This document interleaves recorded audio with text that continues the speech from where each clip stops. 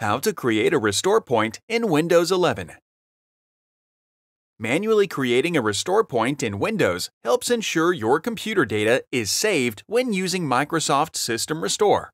If you have any files open, save your work and close all applications.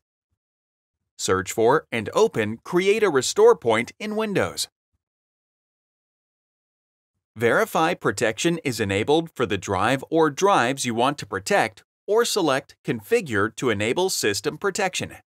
Select Create in the System Properties window. Type a descriptive name for the restore point into the prompt. It is recommended that you use something other than the date and time, since those are added automatically. Click Create to save the restore point on your computer. The restore point is now set. Click Close to exit the window. Select Configure to manage disk space and manually delete restore points. In the System Protection window, you can enable or disable system protection, adjust disk space usage, and delete all restore points on the drive. Find more helpful videos on our HP Support YouTube channel.